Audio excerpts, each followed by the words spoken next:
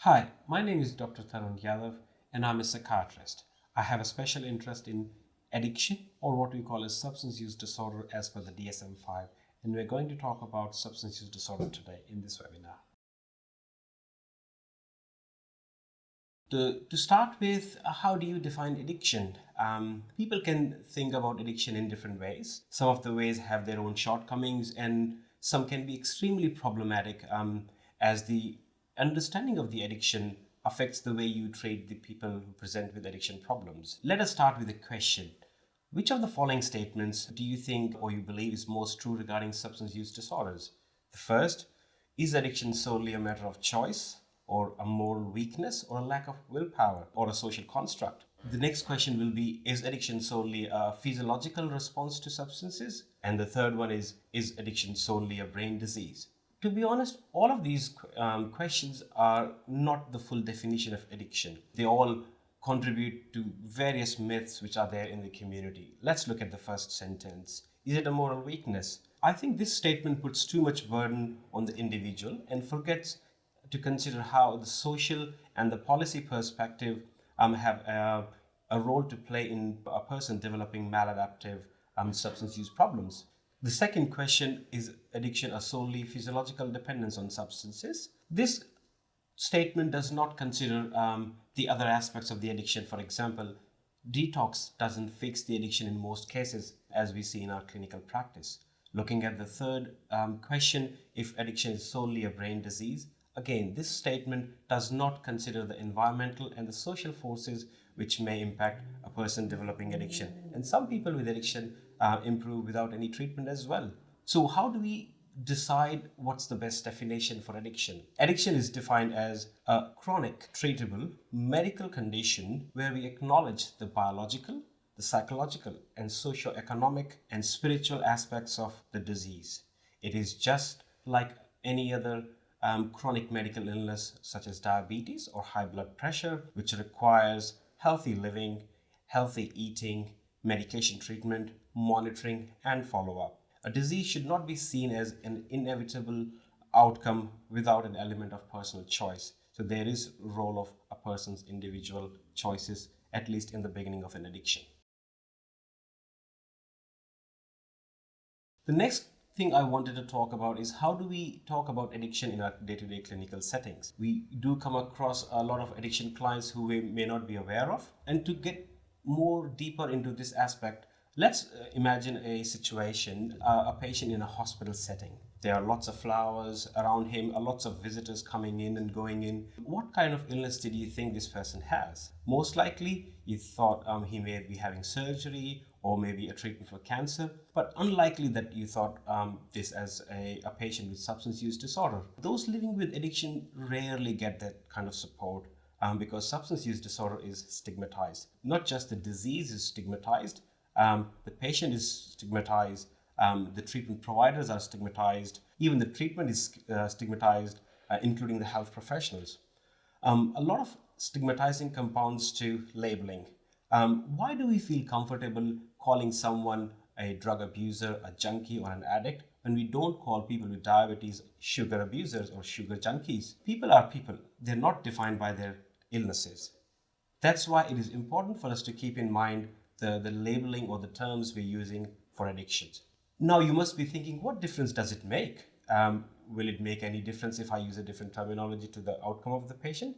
Interestingly, there was a study done a long time ago where treatment providers were provided with identical case summaries, but in one group, the substance use disorders were referred as addiction or drug use, whereas the other category, they had terms such as substance use disorder, and the providers were asked to make recommendation. Interestingly, the group where the terms such as drug users, junkie, or addicts were used, the treatment recommendations were more commonly associated with recommendations of refer to the police, moral weakness, whereas compared to the other group, when the terms such as substance use disorders were used, the recommendations were more in medical line. And that's how it sort of reflects how language can have a big impact on how we approach these clients. I do want to acknowledge that some of these terms are part of recovery communities such as AA, where the clients are encouraged to identify themselves as addicts or alcoholics. But I feel that we should allow the clients to make that choice rather than us making those, giving them those labels. So what terms we should use? So next time when you see a patient with substance use disorders, try and avoid using terms such as clean or dirty for their urine drug screens. Use terms such as substance use disorder rather than having alcohol problems. Use terms such as treatment attempt rather than treatment failures. And using terms such as substitution therapy or maintenance therapy can also be confusing. The reason being, substitution therapy can also be interpreted as replacing one addiction for the other addiction, which is not the case, which we will talk about in the treatment section of this webinar. So how do we have patient-centered conversation? It is hard to not get into the habit of wanting to save the patient by telling them what to do, how harmful their ongoing substance use is, especially when the patient has presented with repeated relapses. But how often does that help? Are these not the messages they're getting 1,000 times a day by their family members or their friends? How different are you from all those other loved ones they have been living with? There is an inherent contradiction in substance use disorder, which goes like this. The patient usually says, I know my use is a problem, but I keep using anyway. I want to stop, but I can't. We call this ambivalence, and it is present in all of us when we are facing any decision to make a change. Ambivalence can be particularly confounding, however, in addiction, when we see the devastating consequences of addiction on our clients, and we might ask them, why don't they think that the change is necessary? Targeting ambivalence, how using specific techniques or strategies can usually be helpful. One of the strategies is motivational interviewing, which I'll discuss in the next section. Motivational interviewing is a style of interacting with clients to address the ambivalence and enhance patients' motivation to change. During this, we avoid what we call as sustained talk, but by not arguing, shaming, demeaning, or warning the patients of the negative consequences. Rather, we focus on the patient's strength and we encourage them to use their own words to come up with what we call as a change talk. There are 5 principles of using motivational interviewing. I'll go through all of them one by one. The first one is expressing empathy through reflective listening, as it builds the environment of safety and trust, which most of these patients are not used to. It does not mean that you blindly agree with what the patient is saying, but it allows you to be more accepting of their behaviors rather than completely agreeing with what they're doing. For example, a patient might say, I have been using it for so long, it's hard to not imagine me using in future. You can respond with saying, when you imagine your life without drugs, it is hard to picture, but you're starting to wonder what this kind of change might look like. The next principle is developing discrepancy to allow you to step in and see if there is a conflict between what the patient's personal values or goals are and what their actions reflect.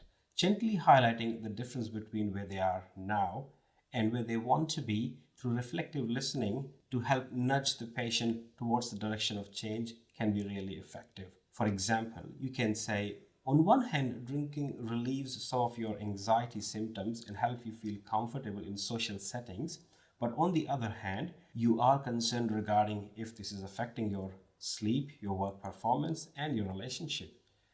Keep in mind, we are ending the reflection with the downside of the addiction, as we want to continue with the change talk rather than the sustained talk.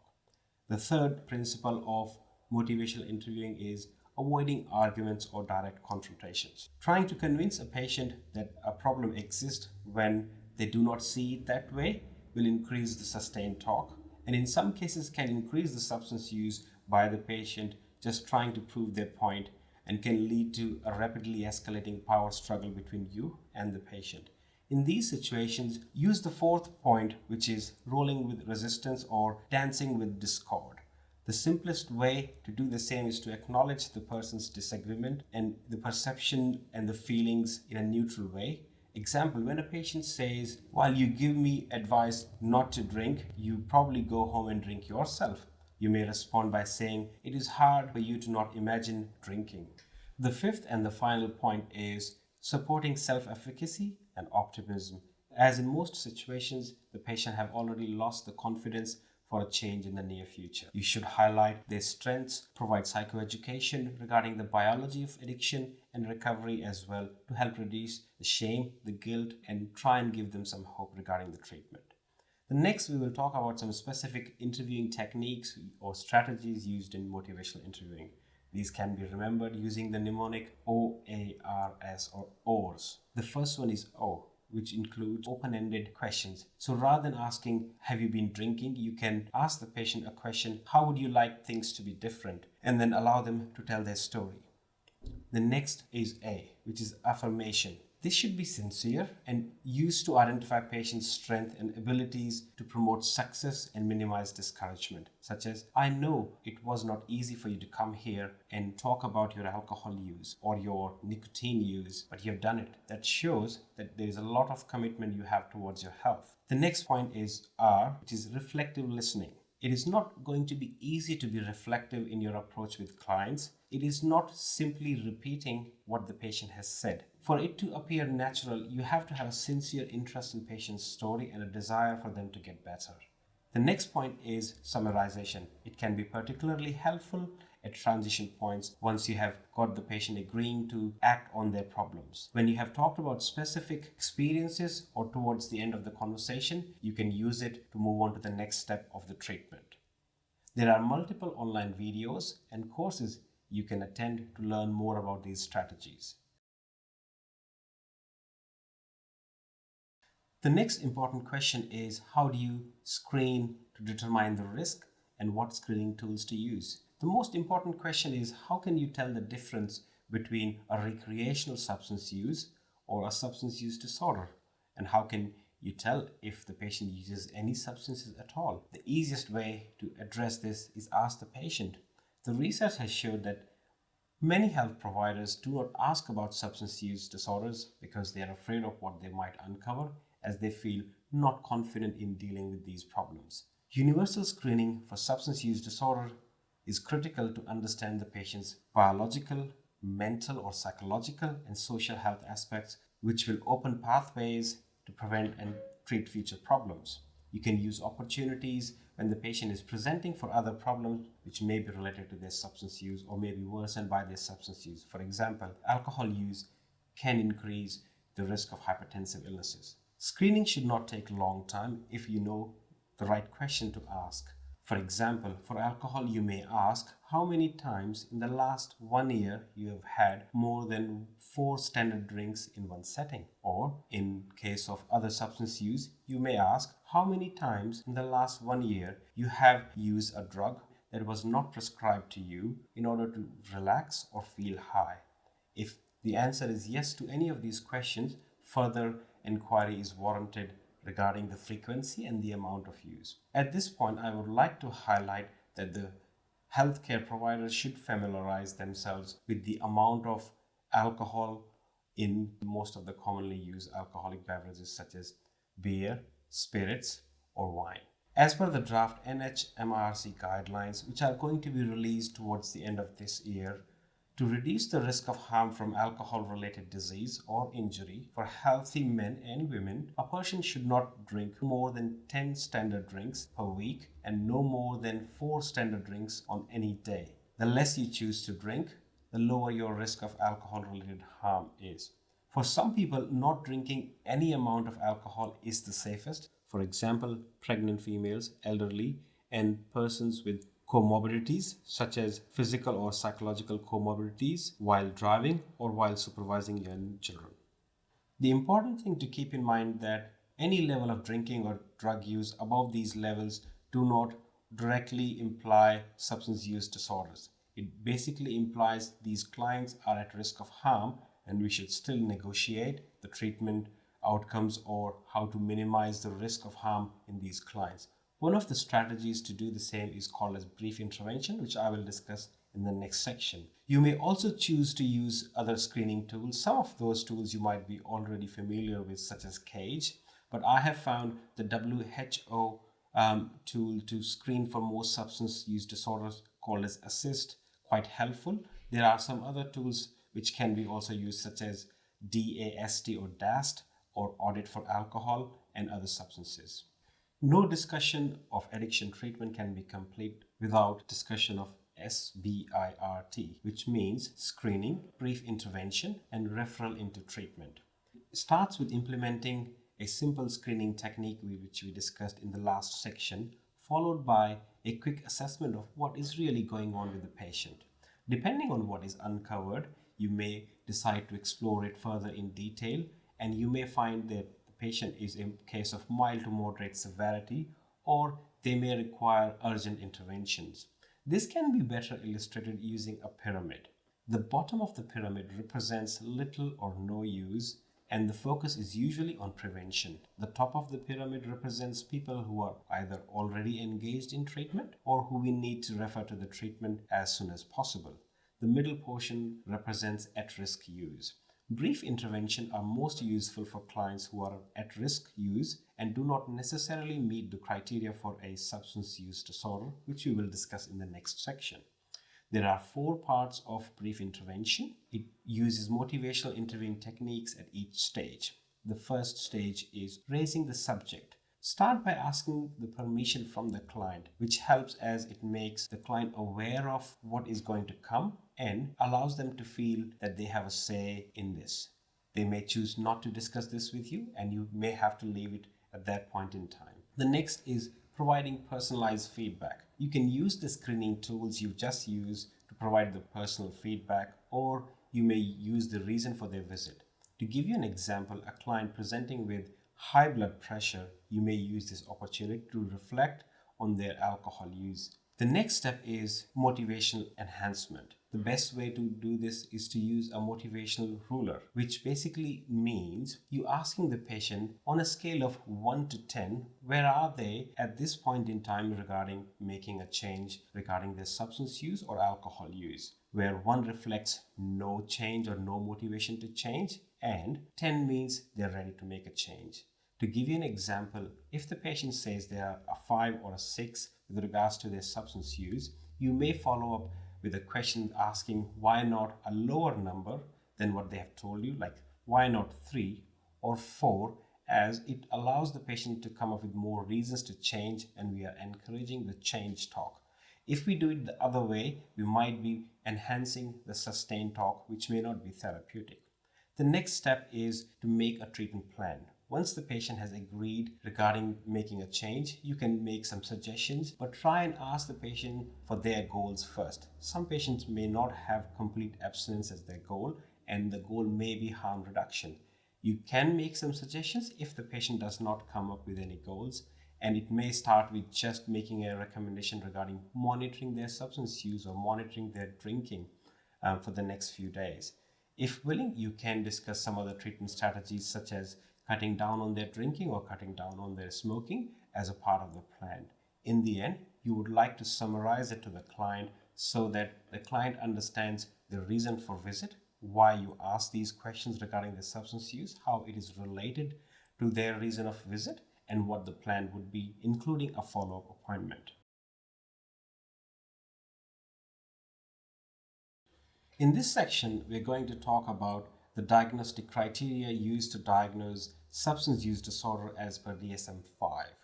The DSM-5 criteria for substance use disorder has 11 points, but for the ease of remembering, I have clubbed them into 4 major categories. The first one is impaired control. The patient consuming the larger amount of the substance than intended or for longer periods than intended. The next point is the patient spending more time on obtaining, using, and recovering from the effects of substances. The next point is unsuccessful attempt in cutting down or controlling their use. It is not a matter of willpower we have to keep in mind while assessing this. The next major category is the functional impairment, which include patient giving up activities they were earlier involved in, but now they are not taking part in those activities due to them prioritizing their substance use. The next point on this section is failure to fulfill major obligations. It could mean having a role of a father being affected, them being a teacher getting affected, or their relationships getting affected. The next point is continuous use despite ongoing social, interpersonal, or other psychological problems. The next major category is using substances in risky situation. This may mean continuous use despite physical and psychological negative consequences, or using in hazardous situations such as using while driving or while looking after young children. The next point is physiological effects of substances, which include withdrawal effects when the use of substances is suddenly decreased or stopped. The next point is development of tolerance, which means the patient not having the same effect with the same amount of their alcohol or other substances and having to increase the amount they need to get the same level of effect. The final point for the diagnostic criteria is cravings. Craving was not a criteria used in DSM-4 and is a new addition to the DSM-5. Having said these criteria, I would like to highlight that some of these criteria, such as withdrawal or tolerance, are not applicable if we are assessing someone with prescription medication use, because as we know, most of these medications will have some physiological changes in the brain, and the client will experience withdrawal and tolerance with some of these medications. To diagnose someone with substance use disorder, we need at least 2 of these criteria being met in the last 1 year. There is a further categorization of mild, moderate, and severe severity of these substance use. So if a person meets 2 or 3 of these criteria, he qualifies for a mild substance use disorder. For 4 or 5 of these criteria being met, it is moderate use disorder. And anyone meeting more than 6 or more criteria will qualify for a diagnosis of severe substance use disorder. One of the important things to keep in mind while using these criteria is that the frequency or the quantity of a substance use is not diagnostic. For example, a person using 1 standard drink of alcohol every day without meeting any of these criteria would still not meet the criteria for a substance use disorder. In this section, we'll address how to assess substance use disorder in detail, how to take history regarding substance use disorder. For this, I have utilized a mnemonic in my personal practice, which I find quite useful. The mnemonic is RIP-TIER. The first is R, which is for risks. When you're assessing any client with substance use disorder, you should be focusing on the risk as a priority. Any acute issues, for example, a client who has driven to the clinic presenting in an intoxicated state may not be suitable to drive back home, or they might present in alcohol withdrawal, such as delirium, or at risk of having a withdrawal seizure. They may also present with other substance use intoxication, such as intoxicated with opioids, which may again put them at risk of overdose. Some clients may present as aggressive, suicidal, or quite upset during this process, and you need to use your clinical judgment to decide regarding the best treatment approach in those settings. The next point is initiation of their substance use. You have to ask the client when was their first use and at what age it became a regular use. It helps us to identify the problem and how it began. Ask for their heaviest use ever and what trajectory or course they've had over the course of their lifetime regarding these substance use. This helps us to ascertain some of the vulnerabilities which we may be able to address in our treatment planning. The next point is P, which means the pattern of use. Ask at length about what substances they use. It is important at this point to go through a list of all the commonly used substances or how they are using these substances, as it will have implications regarding risk for overdose or risk for sexually transmitted disease as well if they're using intravenously. Where do they use? Who is their supplier? Do they have one supplier or more than one supplier, which may mean their severity of substance use may be more than what they're implying. Do they use on their own or in a social setting? When do they use? Do they use just on the weekends or every night? The next point is the treatment considered in the past. You need to ask them the details of the treatment, as what has helped them in the past, what has not helped them in the past. Did they have any inpatient treatment or just outpatient treatment? Was there any complication during the treatment? Did they have any other psychological treatment? Did they take part in self-help groups or therapeutic communities, or did they go to rehabs or a residential treatment for long-term recovery? It also helps us to assess the barriers we may come across in our future treatment planning. This may also help us to find out what the usual triggers are for their relapses. The next point is E, which is the effects of the medication.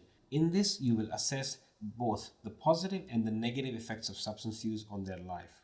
The reason for asking the positive effects of substance is that it will help us understand what are their motivators to continue to use substances, and the negative consequences can be used in a motivational interviewing framework to help them make a change. Next point is A, which is abstinence. Ask about their periods of abstinence. When was it? How long was it? How did they abstain from using substances? How their life was different during that phase, and what led to the relapse after that? Was it with some support from family, friends, or treatment? And what led to them having a relapse? The next is R, which is relapse prevention, which means we should ask about when did they relapse, why they relapse, was it related to an internal cue or trigger such as negative feelings or positive feelings for that matter, or it may be related to external triggers such as relationship breakup, loss of job, or loss of a partner or a family member. You probably have asked some of these questions in the previous sections, but this is to highlight so that you do not miss out on this important information. Next, we are going to talk about what treatment settings are available. The treatment landscape in addiction is changing from a specialty care to a stepped care model, which includes the primary care providers, families, and people from different specialties such as nursing staff, psychologists, social worker, and other allied health staff. The list is too long for me to mention here. The key thing to keep in mind is that there are 5 different levels of treatment provisions in this stepped care model. The first level of treatment setting is the peer group setting. Most of you are already familiar with the 12-step groups such as Alcohol Anonymous or Narcotic Anonymous. I would like to highlight here that people who meet the criteria for substance use disorder usually would require more than just the peer group or the self-help groups to address this substance use. The next 4 settings are outpatient setting, intensive outpatient settings, residential rehabs, and intensive inpatient settings. The main point to keep in mind is that the severity of the patient's use decide which setting they will be referred to, and it will usually include a multidisciplinary team approach involving multiple health providers, including a medical officer and allied health as well. In this section, I wanted to talk briefly about the neurobiology of addiction and reward, including some comments on the neurobiology of recovery as well. Reward pathway controls the natural rewards like food, sex, social interactions, but can be hijacked in case of substance use disorder where the substance use are driving the motivation in seek of reward. The other important pathway to keep in mind is the prefrontal cortex, which is the executive part of the brain or the part of the brain responsible for controlling the impulses. In the early part of the substance use, it is usually an impulsive use which leads to intoxication and seeking reward, which maintains the substance use. But over the period of years, as the brain changes, the impulsive use can convert into more compulsive use, which is not based on seeking reward anymore. It is usually to avoid negative feelings, psychological consequences, or physical withdrawal, which is the main motivation for ongoing substance use. These pathways take years to develop. In the same way, will take more than few days or weeks to revert back to normal. But it is possible for these pathways to revert back to normal. Hence, it may provide hope and optimism to the client if discussed. Some of the clients may find the biological underpinning of the substance use take that blame away from them, which is commonly the case as they have been finding it hard to convince people around them who still think the substance use is a choice for them. The other important aspect of neurobiology of addiction is to focus on how can we increase the chances of these brain changes happening or reverting back to normal. For this, I would like to mention an important chemical in the brain called brain-derived neurotrophic factor, BDNF. It is like a fertilizer for the brain, which increases the chance of brains regenerating or returning to those original pathways before the addiction developed. There are certain ways which have been studied in an evidence-based fashion which can increase the production of BDNF in any person, including healthy individuals. These include exercise on a regular basis, doing stimulating activities such as crosswords and puzzles, eating healthy, looking after your social connections and relationships, and being part of a community or a group and feeling connected.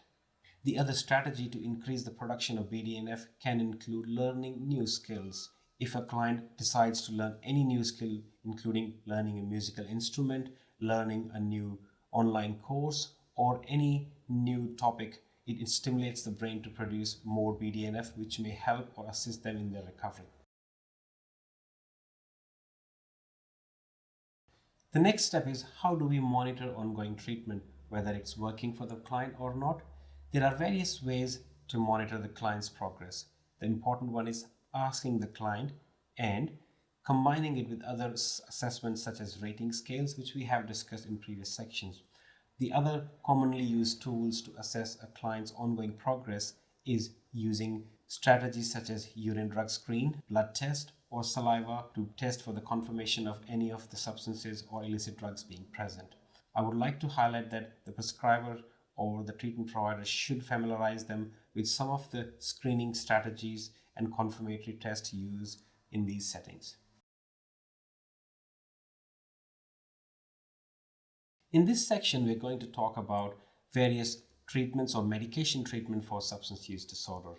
As you might be familiar with commonly used medication for use in alcohol use, nicotine use, or opioid use, I would like you to think how you understand regarding the efficacy of these treatments. A commonly held misconception is that these treatments are not as effective as the treatment for other chronic medical illnesses. Let's look at the literature or research regarding this. As per the published summary mentioned in the Mayo Clinic's proceedings, efficacy of pharmacotherapy for alcohol use disorder medications are compelling when compared to other medications used routinely as standard care for other common medical conditions. The NNT, or the numbers needed to treat for a medication used in alcohol use, naltrexone, in reducing heavy drinking is 12, and that for complete abstinence is 20. Acamprosate is also similar with NNT of 9 for reduced drinking and 12 for return to any drinking. To compare this with NNTs for other commonly prescribed medications such as aspirin for the prevention of cardiovascular disease, which has an NNT of 50, antibiotics for symptom reduction in acute otitis media has NNT of 16. Antihypertensive medications for prevention of stroke has NNT of 67. And prevention of death has an NNT of 125. It would be considered a deviation from standard not to offer or prescribe these medications above their respective conditions. Then why do we hesitate to prescribe medications for alcohol use disorders? For example, approximately 70% of the patients with hypertension are treated with antihypertensive medications in the United States in one study. However, despite the lower NNT, less than 10% of those with alcohol use disorder receive any medication treatment.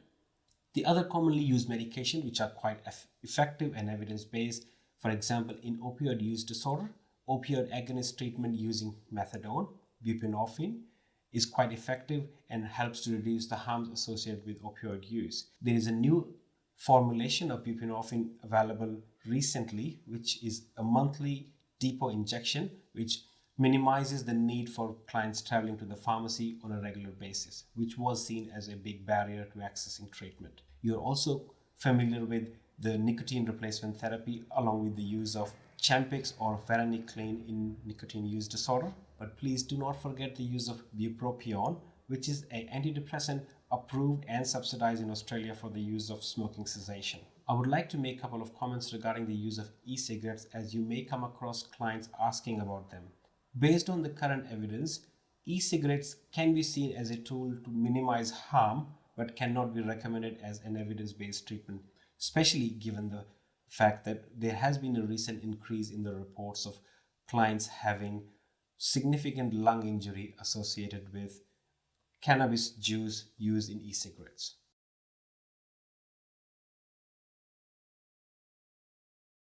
In this section, we're going to talk about psychiatric comorbidities with substance use disorder. As you may have experienced in your clinical practice, psychiatric comorbidities are very common with clients presenting with substance use disorders. In some studies, it has been shown up to 50 to 80% of the clients with substance use disorder have a comorbid diagnosis. One of the common diagnostic dilemmas we experience in these settings is if the substance use is secondary to their psychological health problem, or the so-called self-medication hypothesis, or the substance use is the reason for their psychological health problem. One of the techniques can be used to address this dilemma is to focus on the patient's symptoms prior to them commencing the substance use, or also asking about these symptoms during the periods of abstinence. It may still not be easy to clearly differentiate if it is a substance-induced psychological health problem or vice versa.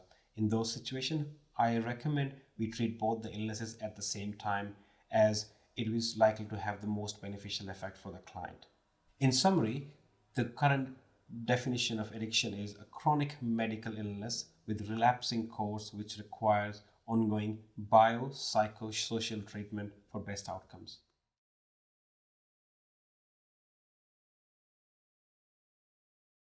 All right, so today I'm very fortunate to have a colleague of mine who works here at ProCare, Dr. Tarun Yadav. Thank you for joining us, Tarun. Thanks, Martin. Tarun is a specialist in psychiatry and has a certificate in drug and alcohol as well, so it's a dual fellowship, and he's a very impressive person to work with, and I often seek advice from him, and we've co-managed a couple of patients together, so I'm sure today's conversation will be a really fascinating one. There is something that I think our primary practitioner colleagues often are faced with, which is when somebody walks in the door and they have a history of being prescribed diazepam, opiates by a previous general practitioner. Can you give people advice about how to actually have that conversation with the patient and look at, first of all, ratifying what they're using, how much they're using, and how do you use your sixth sense to determine whether somebody's actually telling you the truth or not? Yeah, no, that's a very good question, Martin, and I think it's very relevant in today's sort of practice. So what I can say is that always go with an open mind or non-judgmental attitude, because that's the key to engage the client. That's what's going to get you the most, I would say, useful information from the clients. And then you can start with a sort of a neutral conversation regarding if they have come specifically requesting a benzodiazepine. You can start by asking questions regarding, what's it prescribed for, or what's the background with regards to the psychological problems, and then gently sort of exploring a bit more of the other substance use history as well. So you can start by asking questions around nicotine, a bit more about opioids and other things, and then get a sense of what they're doing with the other substance use sort of medications. And then you can ask more questions regarding the specifics of the benzodiazepine. Things to look for in those settings will be how long they've been on a medication. Has there been a trend where the dose they require is gradually increasing over a period of time? And then you can go into more specific details regarding they have developed any signs of tolerance or withdrawal and things like that, or if they have any other red flags such as going to more than one prescriber, or using medications when they are not supposed to use medications, or using in risky settings. So basically, if they're seeking a benzodiazepine group of medications, looking at whether they meet the criteria for a use disorder on like a separate sort of a diagnosis of substance use or not. Okay, so that's really interesting. So taking a non-judgmental approach can be difficult in a busy clinical setting, can't it? So I'm just wondering, sometimes people can feel really pressured to prescribe and perhaps bring a person back. Tell me about how you would craft that conversation with the patient in terms of prescribing a limited amount of medication and bringing them back. In a busy clinical setting, it can be challenging to sort of address those issues in a short span. And like you said, the first point can be asking the client to come for a longer appointment so that you have enough time. So once the client returns for a longer appointment, or even in a busy sort of setting, you can have a discussion in a biological framework. That's one strategy I have used with good effect. We can start explaining the rationale behind the question. So explaining the clients that because of the nature of these medications, your body becomes tolerant to the effects of these substances, and in certain situations it can lead to what we call as a loss of control of those medications, which can in the long run can be more harmful than beneficial. And then when you explain the neurobiology around it, they are sometimes more willing because it takes the blame away from them. Because when you just implying it's them seeking the medication, sometimes they find it quite hard to sort of accept that, or it can lead to a power struggle between you and the client. And to avoid that, using a biological model I have found is quite helpful in terms of approaching. And then you can explain how limited prescribing or a stage supply of those medication might be helpful for them to not lose that control and keep track of their sort of medication. And that's just one of the strategies I found quite helpful. Yeah, I think that's a really important point. A person's coming to you with a problem, whether it's a substance dependence problem, taking a non-judgmental approach and actually working with them on why they're using the substance, what benefits, what the risks are, and then creating a frame in terms of what would be appropriate for their problem can be really helpful and brings both. And like you said, having a framework which can include having objective assessment scales. So if you are, deciding to start someone on those medications, you can have very clear objective targets, or use of a rating scale to see if their anxiety symptoms are improving or not, and how they're progressing over a period of time, if they're requiring more medications over a period of time. And like I said, sometimes things, for example, in case of opioid prescription use, one of the good ways to ask a question is that, have you ever taken an opioid medication not for your pain but to feel relaxed or feel less stressed? That's a very good question I found, and clients sometimes do say that when they are stressed, they find that the pain score increase, and then they tend to sort of take more than what they have been prescribed. So that's your clue that there might be some loss of control happening there, and you need to explore it further. Okay. So I was wondering, cannabis use is quite a prevalent use disorder in Australia, and if my memory serves me correctly, the average age of onset, first experimentation, is around about 12. Yeah, I was saying 11. And so it wouldn't be an uncommon scenario for a parent who finds a bong in a bedroom under a bed to come to, their GP, their trusted family GP, and ask for advice. Yep. So what kind of advice would you give the parent, and what should the parent look for in terms of signs of intoxication, and how should the parent address this?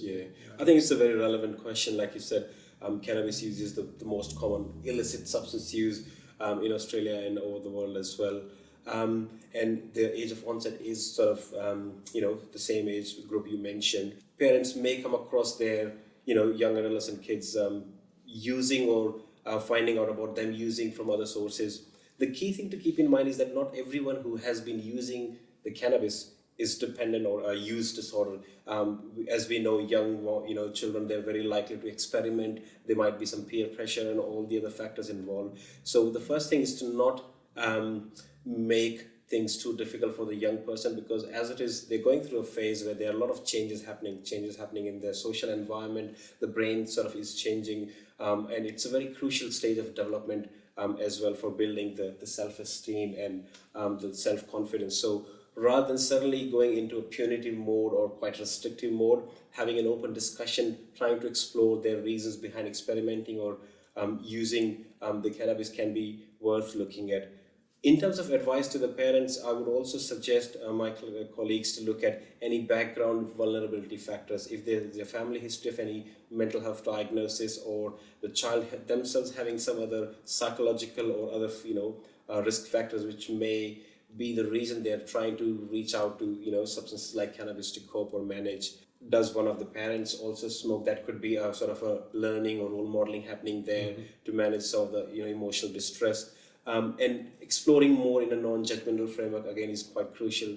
You have to also think in a developmental sort of stage approach, where you have to think what stage of development the child or the adolescent person is, and provide the right kind of approach.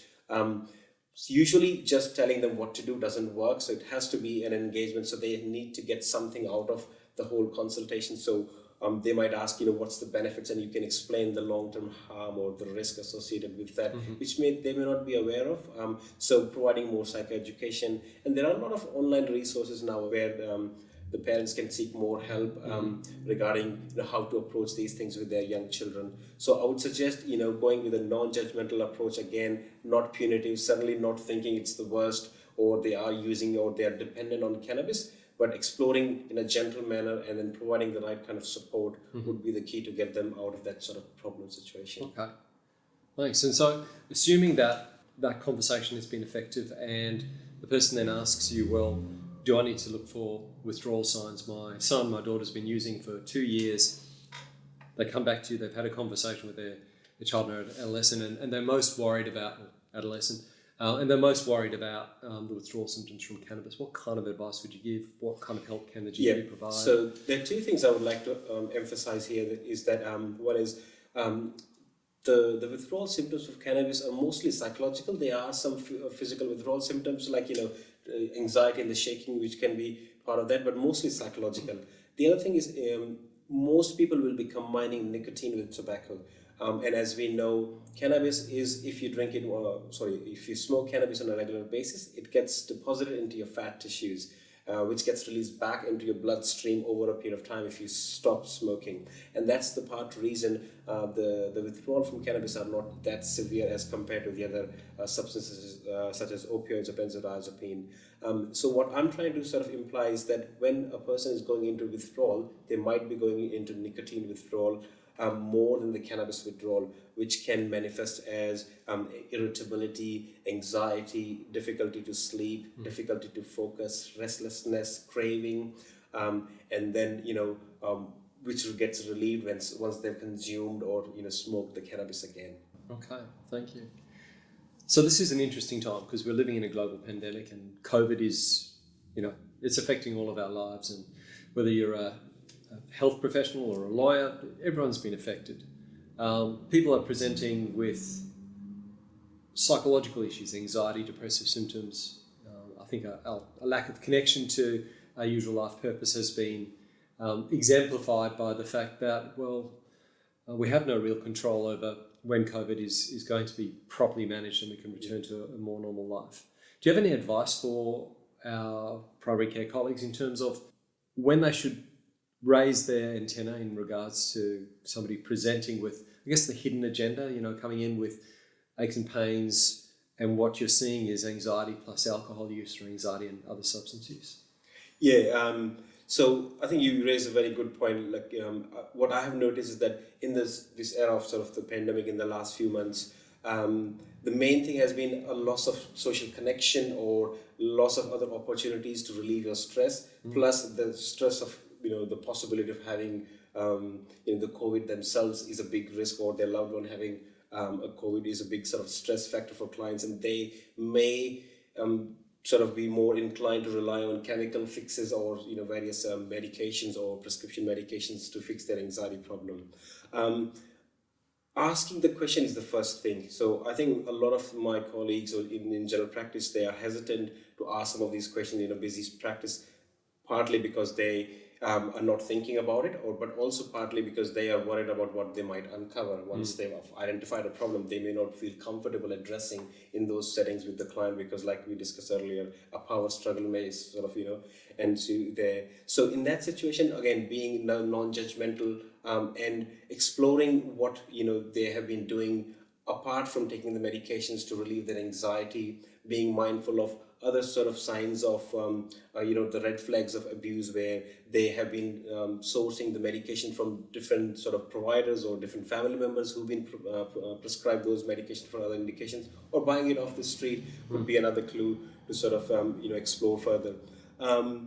There might be some specific questions regarding the withdrawal or the intoxication state. So if you are, taking opioids, you can notice some objective signs of intoxication and withdrawal, and the same with the benzodiazepine. Asking about if they've been driving when they've had medication, and looking at the risk factors as well. So that's how I usually sort of advise my colleagues as well. There are certain screening tools, and I did mention in my webinar earlier that there is a very brief WHO tool to screen for any substance use, including prescription substance use in primary health setting, and it doesn't take more than 10 minutes to use that screening tool, but there are some other sort of tips which I've mentioned in my webinar around the same. These are interesting times, as as we've discussed with COVID, and certainly whilst some of the challenges we incur in a clinical context is people coming in and asking for benzodiazepines. Having people arrive and they have a long history of Panadine Forte utilisation can also be a significant clinical issue, and you don't have a pain history. Can you perhaps provide us with some advice about how you think about it, how you conceive about the use of medications like Panadine for pain? Yeah, look, I've had the I would say the luck to work with one of the pain specialists in my work with drug and alcohol, and what I can sort of recommend is that based on the current evidence, there is no indication for using opioids for any type of chronic pain. The reason being, as we know, opioids, if we use over a longer period of time for chronic pain, which has a different pathophysiology, there is no actual inflammation or injury to the tissue happening, can actually make the pain worse through the mechanism of sensitization of the central nervous system, which can increase the need for more sort of pain relief over a period of time and reduce the threshold for their pain tolerance as well. So it is quite important for us to assess the ongoing need for those medications such as Panadine 4.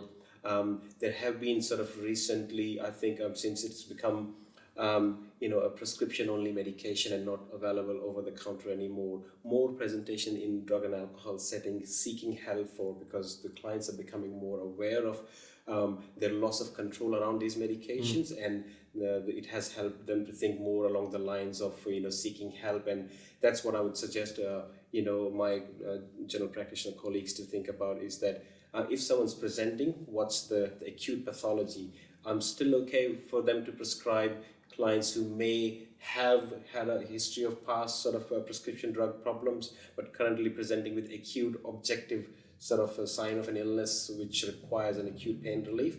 But for chronic pain, I would still recommend exploring the psychological aspect of their problems or other lifestyle factors which may be contributing, and they might be in a way self-medicating all those other psychological symptoms through their prescription opioid medications. Okay, thank you. So let's assume that we're able to onboard a patient who's been prescribed Panadine 4. What kind of regime would you use to withdraw them from a medication like that? Yep. So first thing is we should ensure, and we should have this discussion with the client in the first few meetings, that how this is going to be, and try to engage them in the process. In the past there was a sort of term like you having a contract with the client, but I'm not in favor of having a sort of written contract, but having a discussion with the client that it is something which they want. We want them to be a part of discussion as well, but they have to comply with. So having a framework that they will not be seeking the opioids from any of the providers or any of the sources, and there will be a plan sort of reduction. No more than one opioid. Usually we want to keep them on just one type of opioid medication. I see a lot of clients with 2 or 3 different types of opioids or different formulations of opioid, where they're sort of using one for the background cover and then top up or breakthrough pain. So we try and avoid those situations, and agree that we will be prescribing one type of or one formulation of medication, and then having a discussion. If they are on really high dose of opioid, the tapering can occur a bit faster, but if they're on like sort of medium to low range of opioids and they've been on it for a very long time, you can slow it down. So it depends on a clinical situation, how much they can tolerate. The idea is to not make them feel too uncomfortable, but also not delay it for too long. Roughly, in most cases, we look at a reduction every fortnight to a month, which could be 10 to 25% of the dose they are on, or equivalent dose of morphine, depending on how long they've been on it. But there are some individual variations which we may have to consider. There might be some situations where the situation of the client has changed and they might need to be adjustment made to the plan, but that's the rough estimate I think I'll start with. Okay, thank you. And I'm assuming that with, say, for example, benzodiazepines, the principle would be the same, converting them across to a single. Yeah, a single. And we usually prefer a longer acting sort of agent in case of benzodiazepine, given the fact that the shorter acting agents have more of a reinforcing effect, and the client is more likely to go into withdrawal more frequently during the course of the day, and that may sort of tempt them to take more medications, whereas the longer acting medications, especially things like diazepam, which have a really longer duration of action. We don't have chlorodiazepoxide available, I think, in Australia, which has a good use in those situations because of its slow onset of action as well, which avoids any kind of peak effect, which may be reinforcing for the clients, and then gradually weaning it off over a period of time. So I'd like to turn our attention, if we can, to more sophisticated ways to manage opiates and opiate withdrawal, and substitution therapies. What can our GP colleagues prescribe? What are they recommended to do and perhaps not to do as well? Yeah, that's a very good question. I was going to say we're trying to avoid using the term substitution therapy because it can imply for clients that we are replacing or substituting one addiction for another addiction, and that can create some barriers in terms of them accepting the treatment. So we are trying to sort of use more of an agonist treatment therapy. We are even avoiding medication-assisted therapy because that would mean medication is not the main treatment but assisting something else, whereas we think, at least in case of opioid use disorder, enough evidence is there to say that opioid agonist treatment has a good evidence base in reducing harm and keeping the patients well. Now, coming to your specific question around that, recently, or I shouldn't say recently, in the last few months to couple of years, there have been certain changes made which allows our general practitioner colleagues to consider prescribing buprenorphine or Suboxone maintenance therapy for clients who they think fit the criteria for an opioid use disorder. In those situations, they may seek help from their local drug and alcohol services to start the program. But once the client is stable, they are able to apply for an authority to continue prescribing up to 20 patients who are stable for buprenorphine or Suboxone maintenance. One thing I wanted to highlight also is that nowadays we have the option, and it's been recently, last September, PBS approved the option of having monthly depot injection for buprenorphine, which basically minimizes the need for the clients to travel to the pharmacy, having to look at the takeaways, which was a big barrier we felt in terms of accessing the opioid agonist treatment. Regarding your question, things to avoid, like I said, it is a treatment for a use disorder, and we should not be prescribing it for other sort of indications like pain, because it's not that sort of treatment framework we are looking at in these situations. Co-prescribing of other sedating medications such as benzodiazepines or pregabalin or gabapentinoids can also be tricky depending on what dose and how much of the other medications are being prescribed. So being mindful of that and taking more care to not prescribe without seeking a specialist opinion in those settings is also advised. Okay, thanks. So let's move on now to when to refer. Yeah. When should somebody consider referring to you, and what kind of workup would you like to see? Yeah, so I think once someone has been assessed, after the screening, you've done more sort of questioning regarding the substance use. We can think about the clients who would fit into three main categories. The first one would be either low-risk users or minimal or abstaining most of the time, or social or recreational users. They can be just managed with some preventative strategy discussion with the clients. The next category is at-risk users who are using substance more often or frequently, or at a level where there is risk to their health, psychological, social, or physical health. And in those situations, brief intervention strategies can be really helpful. I have talked about those strategies in the webinar, how to sort of apply those strategies. Anyone who meets the criteria for a substance use disorder, and we have discussed how to diagnose someone with a substance use disorder, I would suggest require more intensive support, which should include a specialist treatment setting, which will involve a multidisciplinary team model where there will be a medical officer or a specialist along with psychologists, nursing staff, social worker. So I would suggest, if you are getting a client who meets the criteria for at least moderate to severe use disorder, you should definitely consider seeking an opinion from a specialist. For mild to moderate, you can still try and manage them with some support in different settings. Okay. So I'd like to thank Dr. Yadav for spending time with us today. It was a really interesting conversation, so thanks for your time. Thanks, Martin. As always, if you are struggling with the need for advice with a specific patient, you can contact the GP Psychiatry support line, where you'll find somebody like myself or Tarun or one of our other colleagues who might be able to provide you with some timely advice and help anyone that you're working with.